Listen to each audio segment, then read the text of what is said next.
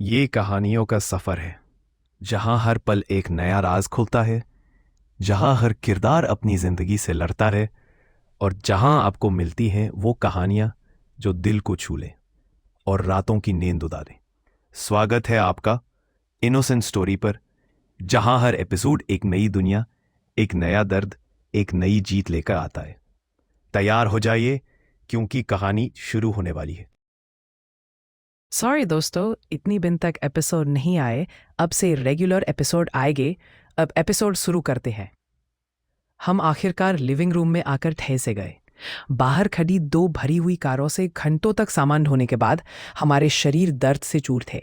Dicky से निकला सामान अब लकड़ी के फर्श पर बिखरा पड़ा था। डिब्बाबंद खाना, मेडिकल सप्लाई और निजी चीजें जो हमारे चारों ओर सर्वाइवल का एक अजीब सा जाल बना रही थीं। नंदिनी थकी हुई मंडली के बीच खड़ी थी। कुल 5 कमरे हैं, उसने कहा। ऊपर 4 बेडरूम पर नीचे ग्राउंड फ्लोर पर एक गेस्ट रूम जो अकेले रहने वालों के लिए ठीक है। तो बांटवारा कैसे करें? प्रिया ने माथे से लाल बालों की लट हटाते हुए पूछा। बिना किसी हिचकिचाहट के सुहानी उठ खड़ी हुई। मैं नीचे वाला गेस्ट रूम ले लूंगी, उसने कहा और अपना बैग उठाने लगी। नंदिनी ने हल्की सी भौं उठाई। तुम जानती हो ना कि तुम्हें अकेले नहीं सोना होगा। सबके लिए जगह बनाने के लिए हमें कमरों में शेयर करना पड़ेगा। सहानी दरवाजे पर रुकी, पीतल के हैंडल पर हाथ रखकर बोली, मुझे पता है, और बिना कुछ भय अंदर चली गई। गेस्ट रूम का दरवाजा बंद होने की आवाज पूरे घर में गूंज गई। तो सुहानी के साथ कौन रहेगा? नंदिनी ने शांत आवाज में पूछा। अचानक सबको अपने जूते, हाथ और जमीन बहुत दिलचस्प लगने लगी। कोने में रखी पुरानी घड़ी की टिक टिक और तेज महसूस होने लगी। आखिरकार मिस टीवी बोली, मैं रहूंगी। वह उठी, अपना सलीके से रखा बैग उठाया और गेस्ट रूम की ओर चली गई। सोफे पर पसरे विवेक ने हल्की सी हंसी छोड़ी। लगता है दोनों ठीक से एडजस्ट कर लेंगी। विवेक, नंदिनी की डांट कोमल नहीं थी। ऐसा मत बनो। हर कोई इस हालात से अपने तरीके से निपट रहा है। विवेक ने दोनों हाथ ऊपर उठा दिए। ठीक है, नंदिनी ने बात संभालते हुए। अब बचते हैं मैं, आर्यन, विवेक, नंदिनी, प्रिया, आराध्या, नेहा, रिया, डेजी और करण। ऊपर 4 कमरे और 10 लोग। साफ है, नंदिनी ने कहा। 3 लड़कों के लिए 1 कमरा और बाकी 7 लड़कियां 3 कमरों में। विवेक का चेहरा बिगड़ गया। मतलब हम तीनों ठुंस कर सोई और तुम लोग आराम से। मन ही मन मैंने सोचा, यार थोड़ा तो सभ्य बन। नंदिनी ने समझौता रखा। लड़कों को मास्टर बेडरूम मिल जाएगा, सबसे बड़ा है, जगह भी ज्यादा है। मुझे ठीक है, करण ने धीरे से सिर हिलाया। मुझे भी। विवेक मुस्कुरा उठा। तो फिर ठीक है। कमरों का बंटवारा तय हो गया। उसके बाद हमने पूरे घर की सुरक्षा जांच की। हर खिड़की, हर दरवाजा, हर पर्दा। जब दोबारा लिविंग रूम में इकट्ठा हुए तो घर किसी किले जैसा लग रहा था। थकान अब हावी हो चुकी थी। लगता है सब हो गया, नंदिनी ने जम्हाई लेते हुए कहा।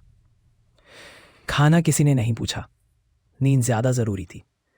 ऊपर मास्टर बेडरूम में हम तीनों रुके। बड़ा सा बेड देखकर हम सब विक गए। ये अजीब होने वाला है, विवेक बुदबुदाया। आखिर पत्थर गागज कैंची हुई और मैं हार गया। कोई बात नहीं, मैंने फर्श पर बिस्तर जमाते हुए कहा। इतना तो ठीक है। कमखरा धीरे धीरे शांत हो गया, लेकिन नींद मुझसे दूर रही। बाहर हवा चल रही थी, खिड़कियां खड़क रही थी। काफी देर बाद मैं चुपचाप बाहर निकला। नीचे लिविंग रूम से नीली रोशनी आ रही थी। वहां नंदिनी कंबल ओढ़े टीवी देख रही थी। तुम्हें भी नींद नहीं आ रही? मैंने धीमे से पूछा। वह मुस्कुराई। लगता है तुम्हें भी नहीं। मैं उसके पास बैठ गया। बाहर दुनिया खत्म हो चुकी थी, लेकिन उस पल सब कुछ सामान्य सा लग रहा था। मैं तुम्हारे और करीब आना चाहती हूँ। नंदिनी के ये शब्द सुनते ही मैं कुछ पल के लिए जम सा गया।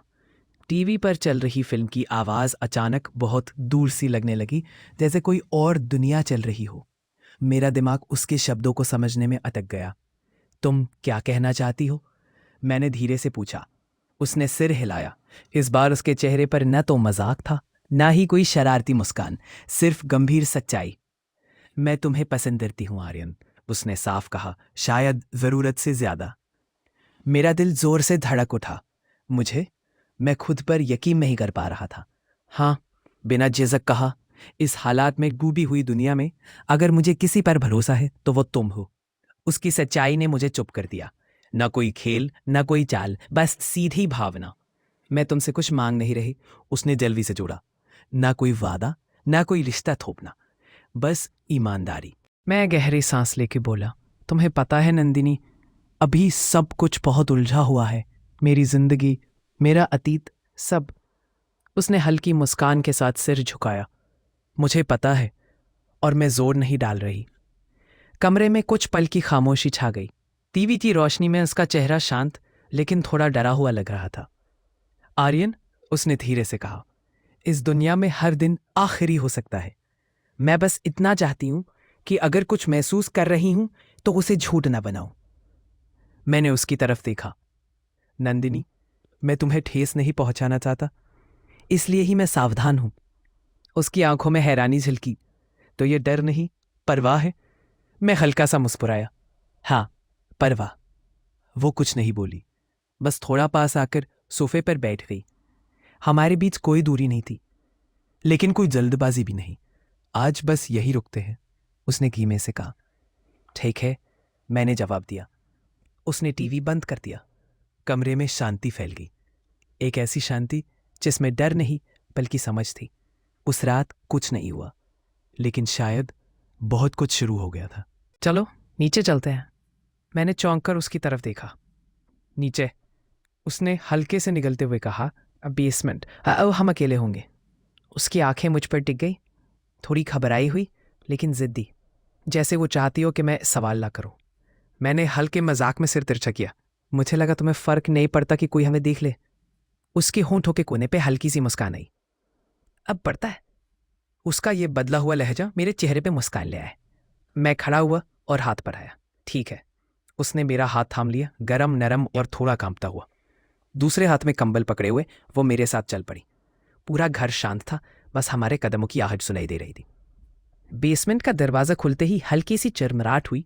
उम्मीद है यहां साफ होगा, मैंने धीमे से कहा। है, नंदिनी ने फुसफुसाकर जवाब दिया।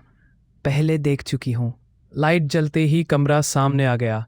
साधारण सा बेसमेंट, कुछ पुराने डिब्बे, साइकिलें और एक कोने में रखा हुआ पुराना सा सोफा। बीच में खुली जगह थी। नंदिनी ने कंबल बिछाया जैसे वो उस जगह को अपना बना रही हो। फिर वो उस पर बैठ गई, घुटने मोड़कर, और मेरी तरफ देखने लगी। कैसा है? उसकी आवाज में झिझक भी थी और हिम्मत भी। मैं मुस्कुराया। तुम सच में इसे खास बनाना चाहती हो? उसका चेहरा हल्का सा लाल हो गया। शोर मत मचाओ, उसने फुसफुसाया। कोई ऊपर जाग गया तो? मैं पास आकर उसके सामने बैठ गया। हमारे बीच की दूरी बस कुछ इंच की थी। उसकी सांसें तेज थी। कुछ पल की खामोशी छा गई। आर्यन, उसने धीरे से कहा। हाँ, मैं डर रही हूं, उसने सच कबूल किया, पर मैं भागना भी नहीं। मैंने उसका हाथ अपने हाथों में लिया। डर होना गलत नहीं है, मैं यही हूं। उसकी आंखों में नमी चमकी। तुम हमेशा ऐसे ही कहते हो। क्योंकि सच है, मैंने शांत स्वर में कहा। वो थोड़ा और पास आ गई, सिर हल्का सा मेरे कंधे से लग गया। उस पल में कुछ भी गलत नहीं था, बस दो लोग जो इस टूटी हुई दुनिया में थोड़ी सी सुरक्षा ढूंढ रहे थे। अगर मैं रुक जाऊं, उसने हिचकिचाकर कहा। तो भी ठीक है, मैंने तुरंत जवाब दिया। उसने मेरी तरफ देखा, फिर हल्की सी मुस्कान आई। नहीं, मैं रुकना चाहती हूं। मैंने धीरे से उसके माथे पर हाथ रखा। तो बस यहीं बैठते हैं। वो मान गई। हम दोनों कंबल पर बैठे रहे, एक दूसरे के करीब, बिना जल्दबाजी के। बेसमेंट में सन्नाटा था, लेकिन उस सन्नाटे में डर नहीं था, बस भरोसा था और शायद एक नई शुरुआत।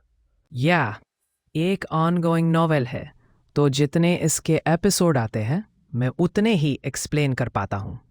सॉरी दोस्तों, अगर आपको ये कम लगता है तो।